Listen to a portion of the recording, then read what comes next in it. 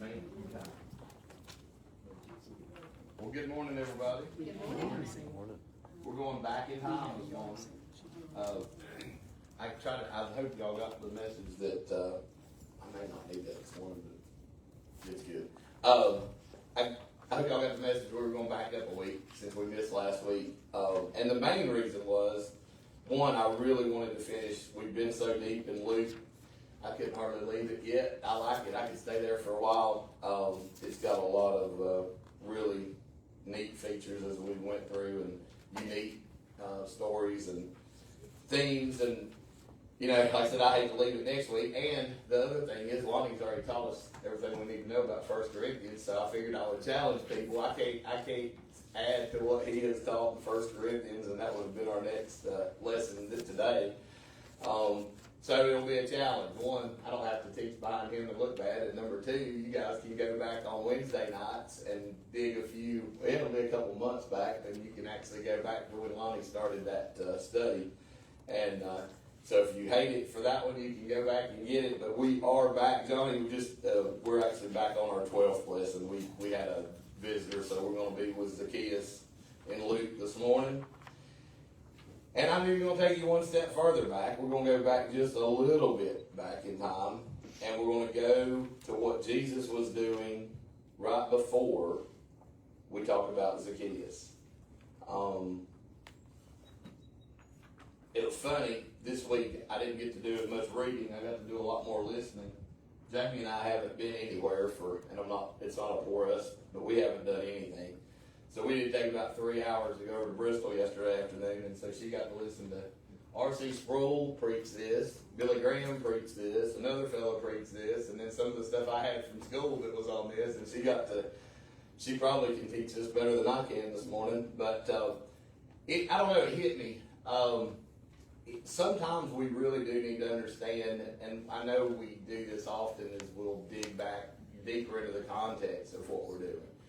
Sometimes I think it's important that we go back and figure out the context of who was delivering the message, and that would be Christ in this case, and where Christ was in the ministry at that time, where he was physically at this time. And honestly, R.C. Sproul, in his preaching on Zacchaeus, mentioned this, so it's not Kris's novel idea, but he had a really good point to never let chapters. And we ran into this last night, Lonnie, and it's funny that we talked about it, or Wednesday night.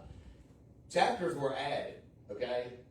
I mean, this is God's divine word. It's God's inspired word. It's God's word to us. It's completely intact. It's what we are to have.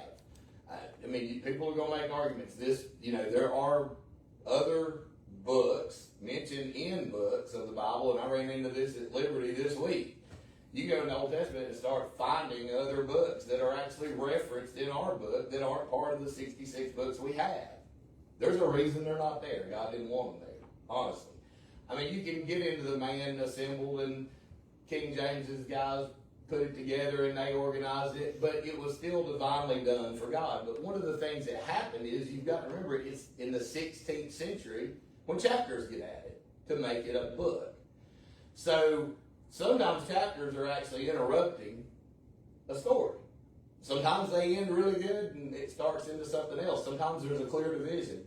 This is actually really unique that Luke 18 going into 19, or actually 17, 18, and 19, as we go along this story, Jesus is on his last journey to Jerusalem. I mean, that's where we're going to find him in this case. Last trip. And I'm going to back you up. We're going to go back a chapter. And what we're going to find out is this is the last time he's telling the disciples what's actually going to happen to him. And they're still blind to spiritually, to what he's saying. I mean, he is saying, plain English, what is going to happen to me, and they still don't understand it. I mean, they've already went from, there's no way that can happen. We've already had, get behind me, Satan, because you don't understand. And now we're to the point where on the third round of this, they still don't earnestly understand what Christ is going to do, what the mission is.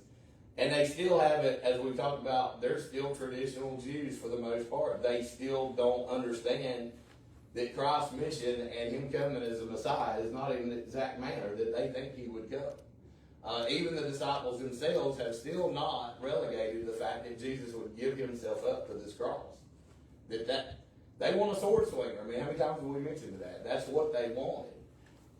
The other thing I want to tell y'all, and we're going to hit this too, and I'm going to try to start adding some of this as we can. Lonnie always does a good job with that in his sermons.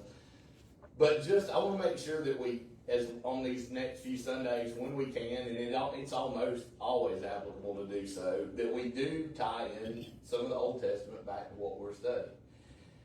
And the reason I say that, because I'm as guilty as any to stand up here and talk about the new law and the new covenant, and Jesus brought a different thing in the traditions of the Jews that kept them from accepting him, and that's all true. I'm not backtracking on any of that. But contextually, again, we're back to a place where what we are reading and studying is being written. They don't have this that we have. Now they have this, the first 5 books. Okay? And so some of these things that you're going to see, and actually when we get over to Zacchaeus and why Zacchaeus says what he says about making amends, is straight out of the old law. I mean, Jesus himself is a Jew, right? Mm-hmm. He did not completely throw the Old Testament out. I'm sorry, people like to think that. The Old Testament is covenant, the original covenants, and the covenants are built upon another covenant. And you have the covenant with man itself in creation, if you want to go that far. And then you have Noahic covenants. You have Abrahamic covenants. You have a covenant and a covenant. Well, God don't ever throw any of those out. God today remembers the same promise he gave Noah. He will not destroy this place by water again. It's a promise. Jesus said that he didn't come to change the law. That's right. He did not. Now, what they did do, and I hope we have time sometime, and maybe it's next year's, if something doesn't change before then, maybe it's next year's study for adult Sunday school. If you get over in the book of Acts, and I was talking to Lonnie about this just a little bit. I know I'm running a rabbit, but I'll get back to it. If you start looking at some of the things that Paul had to do, and Apollos, and Timothy, if you really, really dig down, one of their major tasks as apostles in spreading the word was they were going to the Gentiles, us, okay?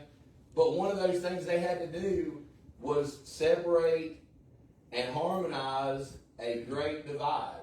You want to guess what that divide was? One being Jewish and Gentile. Jews and Gentiles don't see eye to eye. They wasn't supposed to associate with each other either. That's the very thing that Carl had a perfect answer. So what they had to do was they had to, without changing what God commanded, they had to make the word and the new law and the new covenant digestible to the Gentiles, without offending any more than they had to the Jews. We don't have to practice sacrifice. Jews don't either now, because Christ came as that sacrifice. There were pieces that go 180 and they go the other way. But there are also pieces that never change, that are endearing. We may not by 20% have to make it right when I wrong Daniel, that we're going to see in Numbers and Leviticus 1 and 5, the 20%, that Zacchaeus is going to go way beyond here. But it still says if I wrong that man, I'm supposed to make it right. So none of that's gone. I just want to... And as we go through the next few weeks, I'm going to try to make an earnest effort, whether our quarterly does or not, to give you something that ties it back. Because I don't want us to be a church that feels like, and we're not, because we've got Lonnie as a leader, but I don't want us to be a church in ignorance that the old law is worthless, or it's just a bunch of old laws, or it's just a bunch of history, it's just a bunch of stories. Everything in the Old Testament leads to what Christ came for, including when it's the very first part of Christ coming is spoken in Genesis, that he would come. And the heel will be bruised, the head will be bruised. I mean, it's there. So we're going to have a really good chance to tie that in today, and we'll do so. But what I want y'all to see, we're going to actually back it up to Luke 19, and we're going to go as far back as 31, and there's 2 reasons for this. Y'all know these lessons are generally short, so we'll have a little bit more of a lesson. And 2, what Jesus is doing right here is probably as important, if not more so, than what Zacchaeus does. But in 31, then he took unto him the 12 and said unto them, Behold, we go up to Jerusalem, and all things that are written by the prophets concerning the Son of Man shall be accomplished. So Jesus is in his Son of Man title that's in Daniel. This is as close as he's going to be able to tell these disciples that still yet don't understand his full mission why he's there. He is there for salvation. He is Christ. He is the Messiah. When he takes the Son of Man title, he is taking the Messiah title. Okay? For he shall be delivered, he being Jesus, unto the Gentiles. You want to know why there's a divide between the Jews and the Gentiles, even the ones that follow Jesus? Read right here. And he shall be mocked and spitefully entreated and spitted on. Well, Gentiles participated. Jews had just as much to do with it as anybody. We know that. And they shall scourge him and put him to death. And the third day he shall rise again. He clearly says right here, one more time, and this is the third time he specifically pulls them aside on their way to Jerusalem via Jericho. Okay? And he tells them one more time, this is what's going to happen. And they understood none of these things. Black and white, guys. Our Bible tells us they still did not understand it. So the question comes is, why did he even tell them? Because he knew they didn't understand it. And then number two, the other question becomes is, why didn't he let them understand? And it's not definable 100%, but basically, most people are going to agree it's because after it happened, they would know. It wasn't to stop it. It wasn't to keep them from taking him. It wasn't to change the course of events. It was to reinforce that when that tomb was empty, he had already said it would be. Well, okay? They had to see with their own eyes in order to believe. At this point, they still didn't have the faith to have it. And they don't have the Holy Spirit at this point. So we got to remember, they're just plain old fellas. We give them a lot of credit. And they deserve a lot of credit, but at this point in their walk, they are plain old guys. Okay? Some of them didn't believe even after they seen it. Thomas Yeah, had to put his finger in it, right? Yeah. I mean, it happens. And we got doubting Thomases to this day. Jesus is going to run up on a blind man right here. And this is what our Zacchaeus tie in. In Mark, there are two blind men. So back to our four portraits, one Jesus that we've been talking about. Doesn't leave anything out. What we find out, though, is when Luke is talking about this, we get the blind man's name from Mark. It's Bartimaeus. Okay? We know he's the one that we're engaging with based on Mark's. And if we had more time, I'd read you the same story out of Mark because it's interesting. It's very, very close. But as they came nigh unto Jericho, a certain blind man, and that certain one is Bartimaeus, sat by the wayside begging. Now, this sets us up for Zacchaeus as well. Jericho is a major trade route. Jericho is not a small stop along any journey to Jerusalem. Matter of fact, Jericho, you're going to find, is one of three places in Israel at that time that tax collectors could actually own a franchise. Okay? We haven't ever talked about this in here, but a lot of y'all know this. Tax collectors in those days, if you were prominent enough and fortunate enough, I guess, if you wanted to be secular and worldly, you could buy a franchise to be a tax collector, to be a senior chief tax collector. And you had other tax collectors like Matthew in a booth. Of course, Matthew's pretty high up on this too. If we really study, he's at a high level too. These tax collectors, the reason they're so despised is one, they're working for who? The Romans. The Romans. They are holding them essentially captive. They're not, when we pay taxes, I hate it, but at least some of it goes out here on the highway that I use, right?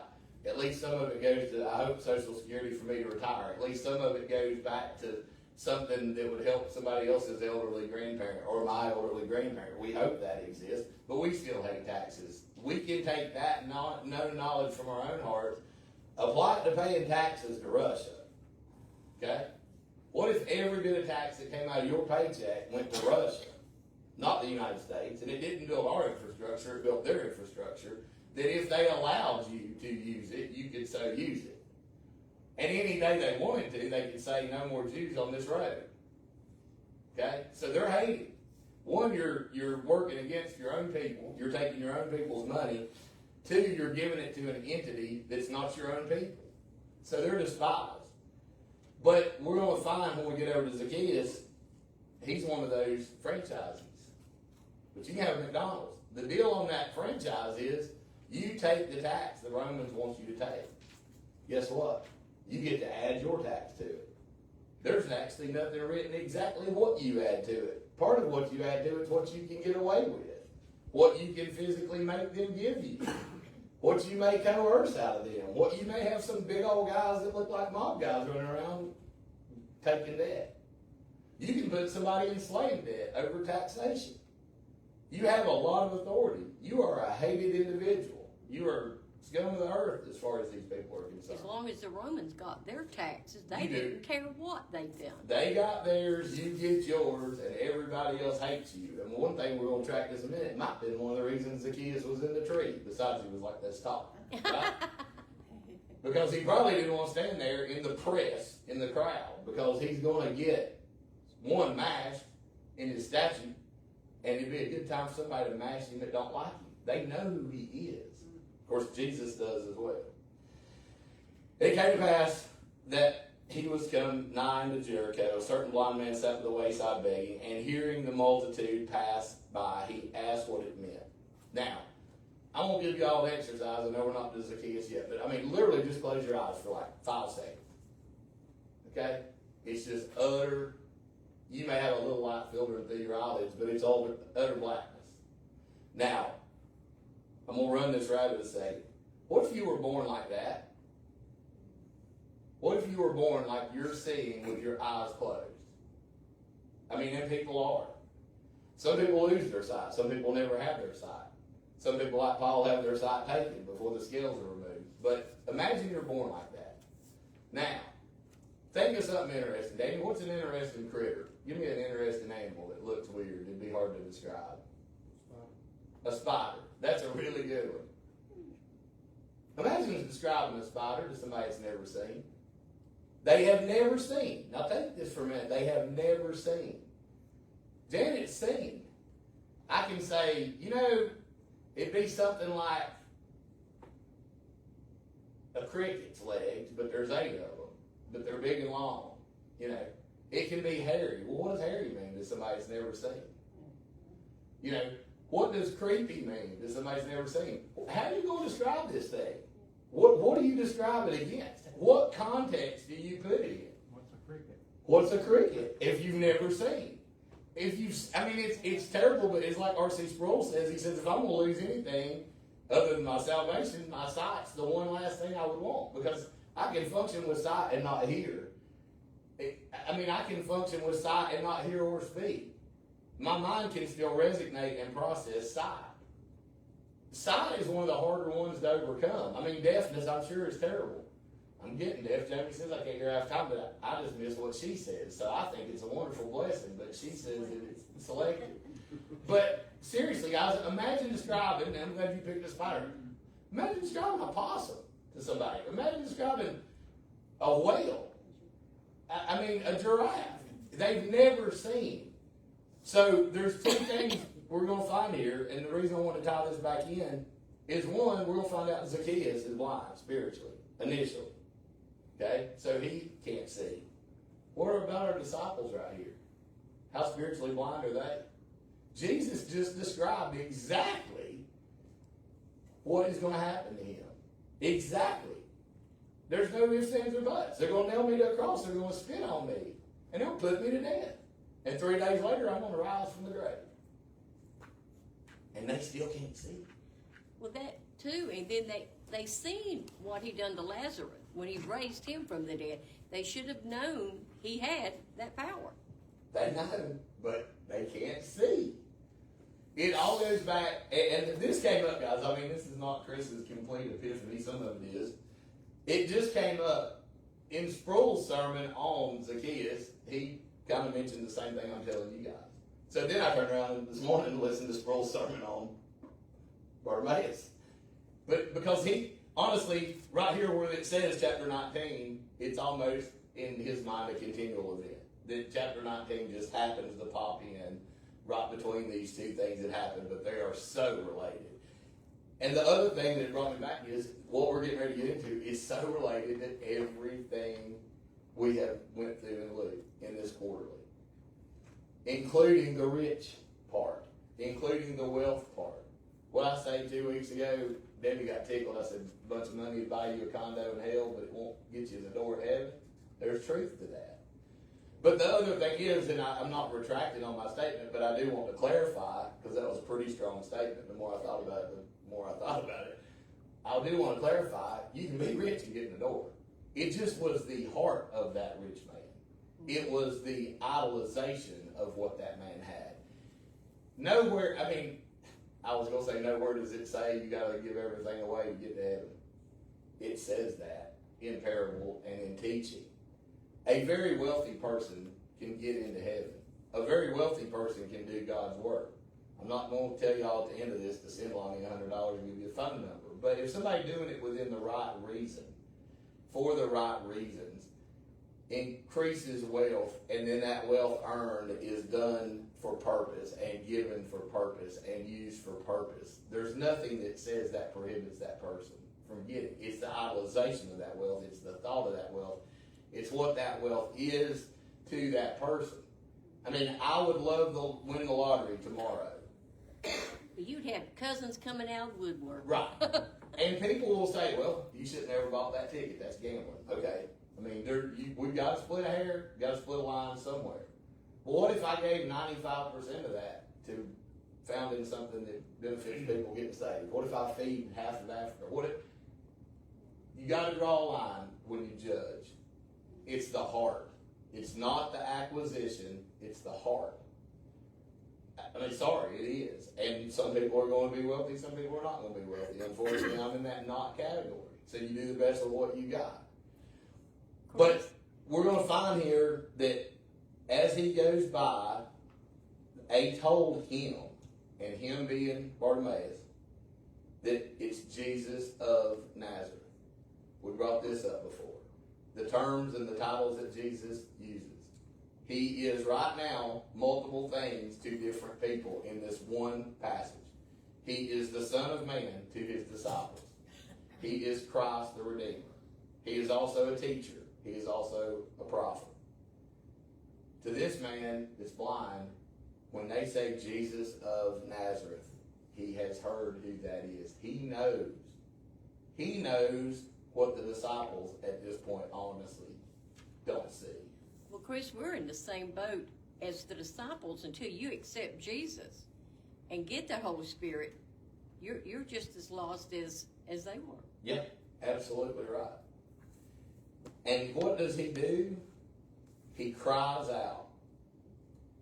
He makes a scene, guys. This guy makes a scene. There are probably people literally telling this blind man, hush, Jesus is here. He's trying to talk. We're trying to live. This guy makes a scene. He actually cries out twice to get Jesus' attention. And then Jesus stands and commands him to be brought unto him after he cries out. I'm skipping a little bit around. And this is the important part of this half of what we're going to teach today. Jesus, in red letters, goes, what wilt thou that I shall do unto thee? What do you want? What can I do for you? Now, I actually made y'all up a question today. What would you ask Jesus for? Now, if he stops and goes, dang, what can I do for you? I don't think y'all gonna have an answer. But you just need to think about that. He don't have his sight, guys. Okay? So what do you think he's gonna ask for? He's still a man, right? He said, Lord, that I may receive my sight. And Jesus said unto him, receive thy sight. Thy faith has saved thee. Jesus took it one step farther. Because the way, it's not what the guy asked for. It's how he asked it. He asked it from the heart. He asked it through faith. Yes, he didn't say, Father, please save me. He's not this guy, you can't put him as the thief on the cross. He didn't say, remember me when you come into your kingdom. But that guy was dying. There's a context difference here. But in the same token, the faith of this man, like the faith of most people that reached out for Jesus, the faith is what got him in. Not the request, the faith. And here's the part, y'all know I ain't going to leave alone. What does the guy do after Jesus gives him what he wants? What does it say in 43? After he receives his sight. Anybody want to read it besides me? I'll give you the first part. And he immediately received his sight and followed him, glorifying God and all the people. When he saw it, he gave praise unto God. He didn't come in here and sit and hear about it and then go home and keep it to himself and say, well, that's another good thing Jesus did. He went out and followed him and told everybody else what happened. Something we miss is that blind Bartimaeus saw more than anybody there. Look what he called Jesus. Thou son of David. Yep. He recognized that who Jesus was.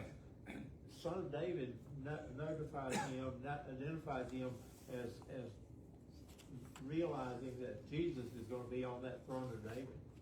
And he is the king. Yeah. You're right, Lonnie. I mean, he's blind one way, but just like you talked about Paul Wednesday, he's blind one way, but he has it all. And we're going to see what Zacchaeus in a minute, that he is going to be small of stature, and he's going to be the most grand stature when it comes to understanding Jesus of everybody there. We're going to have that exact same thing happen in a minute.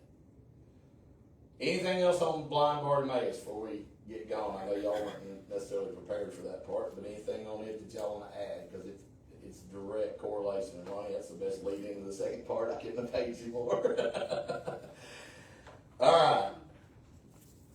So, if I tell y'all the word Pedion, does that mean anything to any of y'all? If I say Torah, does that mean anything to y'all? It's the same thing. It's the first 5 books of this. It's also just handy and happens to be the first 5 books and scrolls that would have been taught in the synagogue. It's the same information in oral and scroll form that all of these Jews here have. It's what they know before Christ comes. It's what they actually teach when Christ comes. And even greater, when Christ was 12 and went to the synagogue, it's what he knew better than the priests and scribes. Well, most Jewish boys up until the age of 13, they have to memorize the Torah. They have to know it in order to advance to manhood. That's perfect. And you know, that Carl couldn't have said it at a better time. The other thing I wanted to tell y'all was, how do you think we know that the Torah is so exact and right? Exactly what Carlotta just said. Every generation had to repeat it. Every male. Orally, written, taught from very, very, very early. The 5 books that most describe, that gives all of our ammunition for creation, all of our understanding of what we are, all of our understanding of what Christ would bring different, has been taught, preached, taught more than anything in the entire world. Period. It still is to this day. And to this Jewish day. faith, yeah.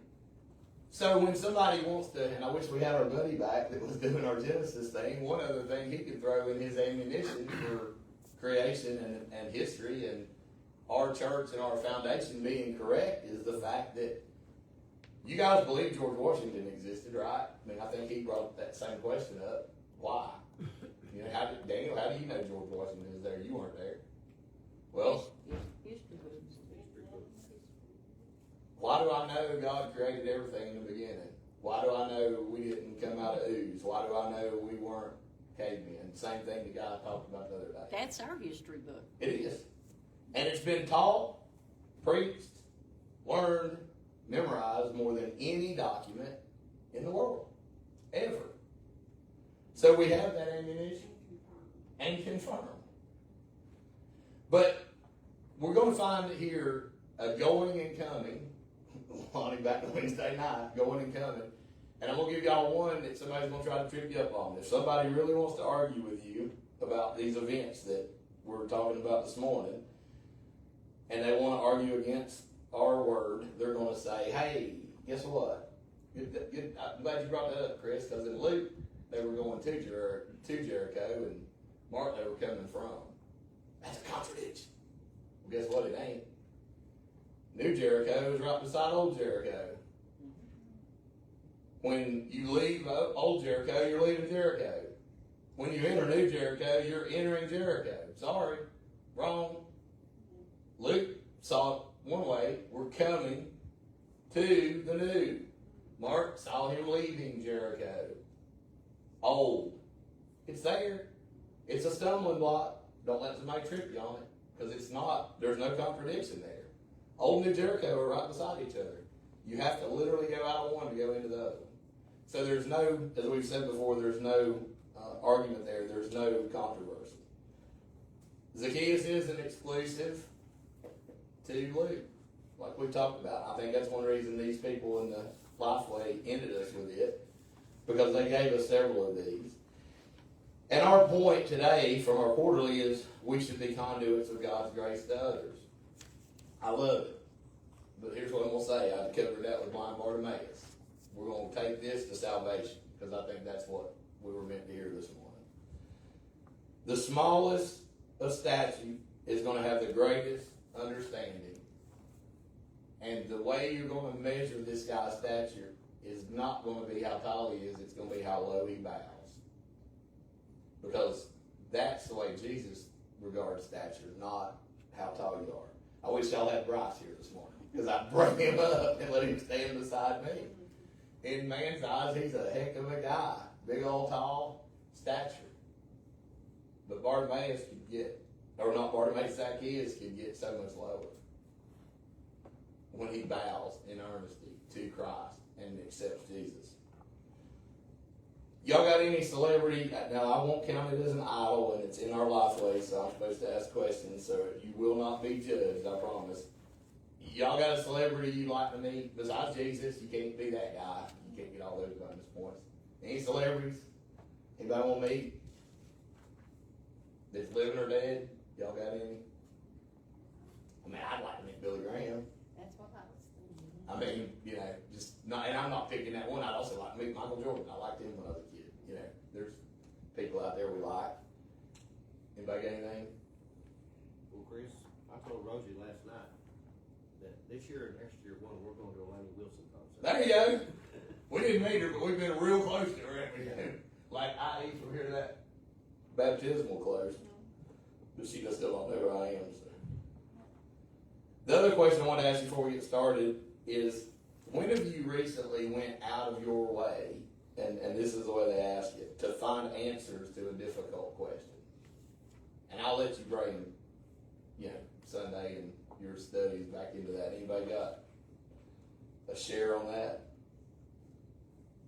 Anything you struggled with that you really dug into the good word for, or something you struggled with that you had to go get, you know, I mean, it could be understanding at work. It could be clear. I'll tell you one thing, I've been trying to get a lot of understanding with this, you know, Vanoy situation, which I can stand here and tell y'all it's all good, because I've gotten that understanding. But, you know, when that was first announced, I wanted a lot of understanding. So I've dug deep. Went and talked to Eddie, went and talked to Mark, right? I mean, that's how you do it. Anything y'all have dug into? You might have it before the end. Kris, me, it would be when I'm trying to witness and they ask me questions that I know the answer to it, but I don't want to give them the wrong answer and be a stumbling block for somebody. And that's why I'll text you or something and, hey, I need advice. What do I do, or whatever. Yeah, and you need to text Lonnie. It's we just got to go with what our heart says, many times, you talk about, you just gotta go with that Holy Spirit, you gotta go with that heart. The Holy Spirit's never gonna let you mess up. If you pause and think about it just for a second, it's just not. 3 reasons that Zacchaeus could have been in that tree that I'm gonna give you, and then I'm gonna give you one more. The funny one is, and these weren't all 3 from the same sermon. R.C. Sproul says one reason he might have been in that tree is because he could. Jesus always sets the scene. This is a different area of the world. There are sycamore trees. There's life. There's lushness. There's mounds. This is not desert, right? So 1, he could. That's kind of the dumb, funny answer. 2 is, like I told y'all a minute ago, he's not a well-liked individual. He's probably safer up on that tree. And guys, remember this as we get into this. This isn't really an act of a grown man that would have been very, very manly for him to be up in a tree like a kid. It'd kind of be like if I was sitting over there leaned up on a rail while the preacher's preaching here after a while. Y'all would be like, what is he doing over there, right? It's not really a place you would expect somebody to be, especially with Christ coming through. It would be a distraction. People would be like, it's not that Jesus is the only guy I saw him up here in this tree. They're thinking, good Lord, I wish that idiot would get down. He's going to make us look bad in front of Jesus, right? They're seriously, that's the way we look at it. Possibly he could have had faith as same as a child. Right. That's where we're going. And I'm going to give you 2 more. He wanted to see Jesus. I'll write that one down. And there may be some of these sub-factors, but he wanted to see Jesus. What do you do if Bryce is sitting in front of you at a ball game? You either get up and move or you stand up. You can't see over the kid. He's taller than I am sitting down. Okay? And then the last one I'm going to give you is maybe not intentionally, but God always has his plan. God's plan was for him to be seen. For him to be seen. Because we're going to find that here in just a minute. Luke 19, 1-4. And Jesus entered and passed through Jericho. Again, this entered. Don't let that throw you off. He sure did. He left the old. He's entered new. Okay? And behold, there was a man named Zacchaeus, which was chief among the publicans. I already hit this, but he is one of these lead, because we're going to run out of time. He's one of those lead tax collectors. Okay? He may not have owned the franchise, but if he didn't, he was very close. According to everything I could find for you guys this weekend, he was very close. He may have very well owned the franchise. He's rich. We know that. And he sought to see Jesus. That's in our, that's what I can tell you. He wanted to see him. I'm not guessing. I'm not speculating. Our Bible tells us he sought to see Jesus. Who he was. And could not for the press. The press is this mob, this crowd. It's not the newspaper, okay? Literally, there's idiots out there that preach this. That preach it and talk about it being like an article. It's not. It's a press. It's a crowd. It's a mob. Well, at that time, Jerusalem was overly crowded because you were coming up on Pentecost. And all Jews had to come to Jerusalem. And it's a major road. This ain't Flat Rock Road. This is Highway 16. Right. Actually, it's I-77. He was little of stature. So he couldn't. On the ground, there's no way he's going to see Jesus. This ain't going to happen. And he ran before. I wanted to get y'all on that before. He ran before. He planned this. He ran before. He got him a spot before everybody got there, and he climbed into a sycamore tree to see him. For he was to pass that way. So 1, he had the faith that Jesus is Jesus, and Jesus is who he says he is. Number 2, he has the faith he's coming. There's multiple faiths here. He ran before and prepared himself. Lonnie can preach a whole sermon just on Zacchaeus preparing himself to meet the Lord. You can run, this is one of those beautiful short stories that you can probably find 100 derivations of some kind of lesson to be had in it. But again, I'm going to switch it over. We're going to talk about the salvation piece. And when Jesus came to the place, he looked up and saw him. That's what was supposed to happen. And he said unto Zacchaeus, make haste and come down, for today I must abide at thy house. Now, here's your first Old Testament tieback. This is expected. If you they intentionally, any of them, Jews, invited themselves to each other's homes. Now, I will freak Bobby out if I walk up to him right there in church and go, hey, by the way, me, Jamie, and Ty White's coming to your house today. But if we were then, and we said that, it's a perfectly normal thing. Mm-hmm. So those ladies must have kept house. Yeah.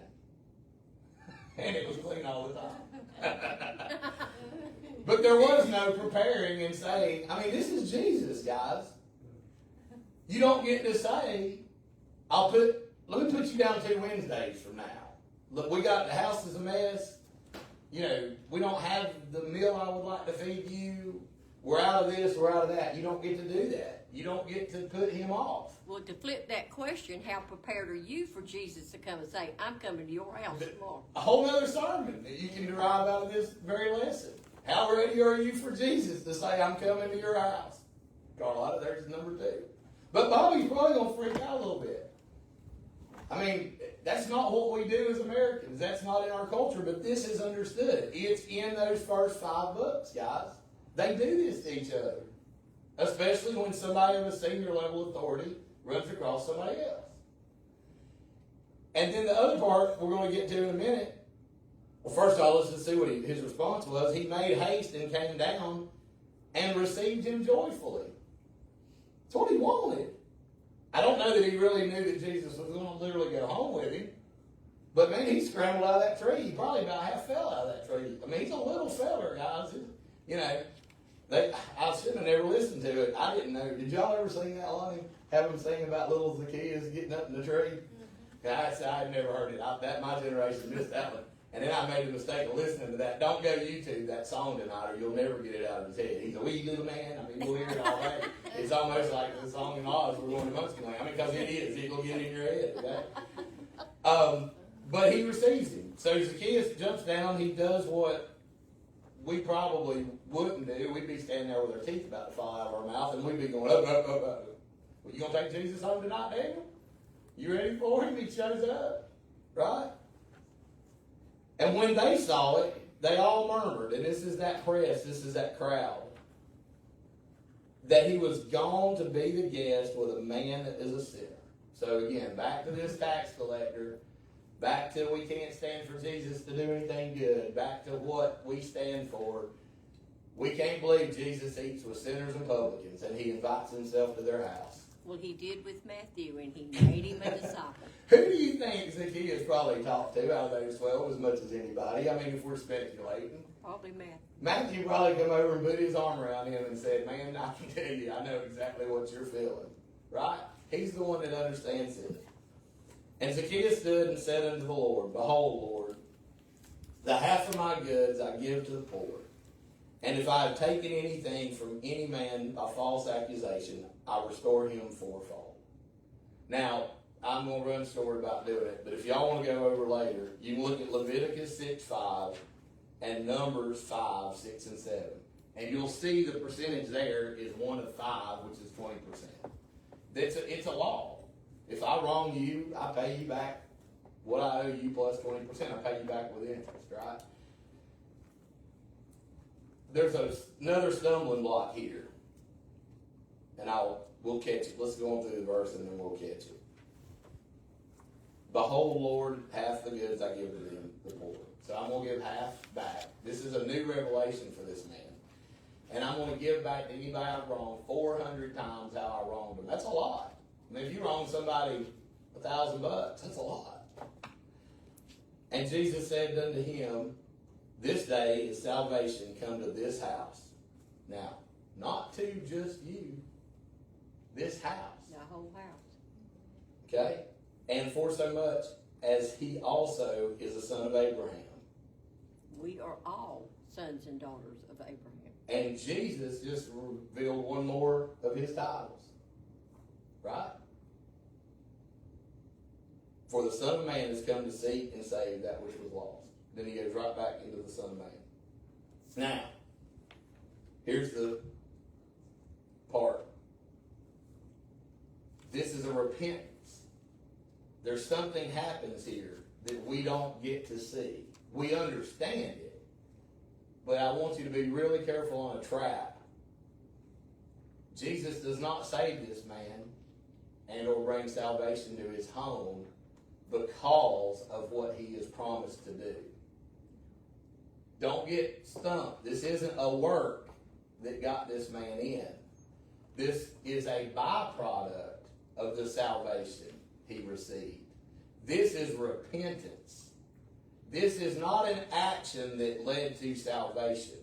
This is a result of what salvation did to change his heart.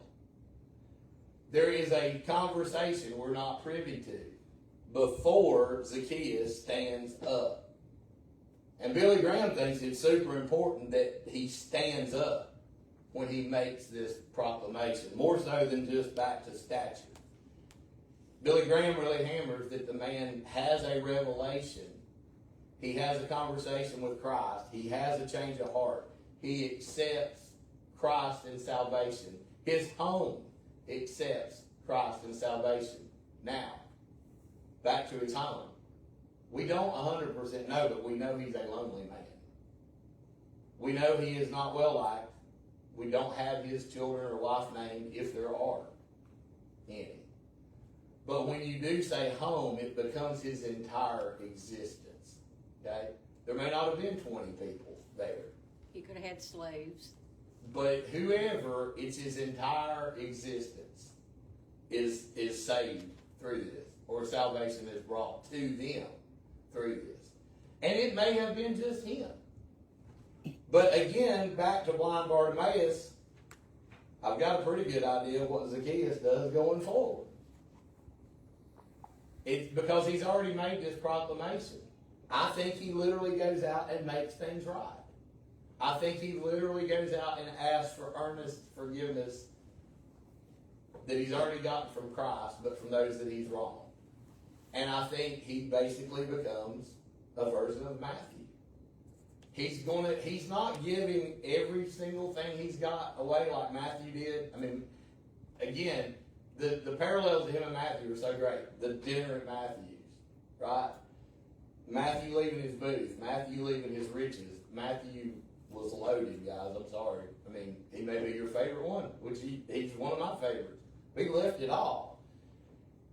Zacchaeus is going to do something very similar. He's literally saying, I'm going to give half of everything I got. Well, if he's wronged as many people as I think he's wronged, it's probably going to take the rest of it to pay him back 400 times. And then, along the same lines, he is going to take this to others. Not a doubt in my mind. What he has been gifted from God that very day, he's going to demonstrate it to other people. But don't get tricked. Again, he stands up, he makes this proclamation after the change of heart, not prior. It's not that Jesus expected him to do this to get in. It's not a work. Don't let anybody believe you can't. Debbie, I'm back to my statement. You can't work your way in. You can work your way to hell, you can buy your way to hell. You can't get, either won't get you in the Are you supposed to think that it was the influence of him that caused his others to become saved?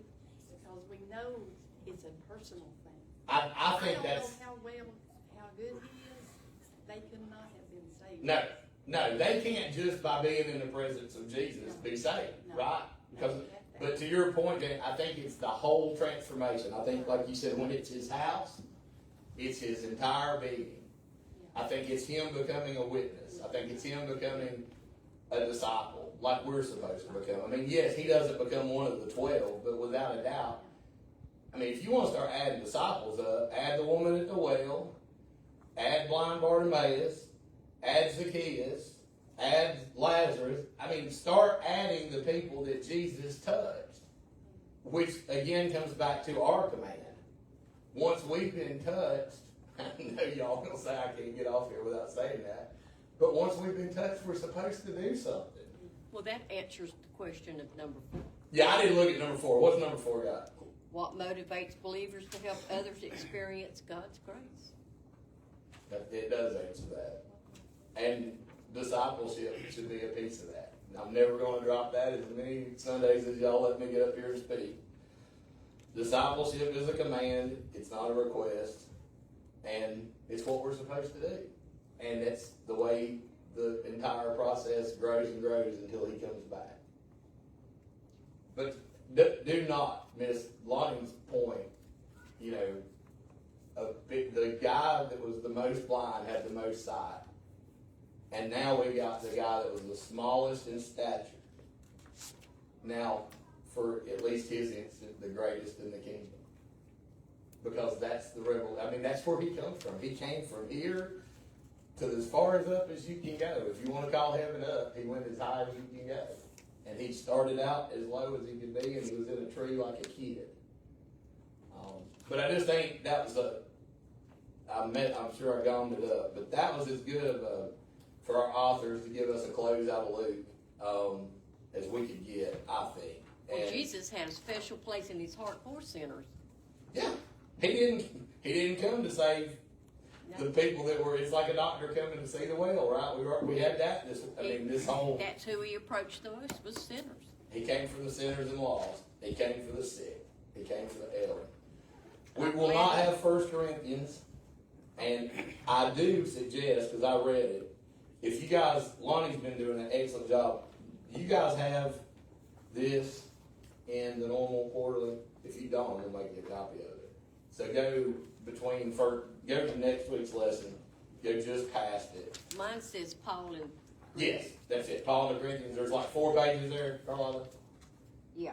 Read that. I promise. I don't care how much you studied and read. That's a good read. That's a really good, high-level view of Paul's challenges with the Corinthians, and Lonnie's still over there, in second. So it'll play good if you're coming on Wednesday night. But that is a really good high level. Now, my challenge is going to be going forward. We've got some more 1 Corinthians coming up, so I'm going to try not to gum up anything that Lonnie already did. And I'm going to try to find something Lonnie didn't already talk about, but that's going to be really, really hard. But we will be jumping in. We'll have a few commentaries there, and we will move on next week to next week's actual lesson. So, what day does that put us? Yeah, we'll have one time in Corinthians. Well, we're in Corinthians for a while, so I'll try not to gum it up. Anybody got anything else before we take a break? All right. See y'all.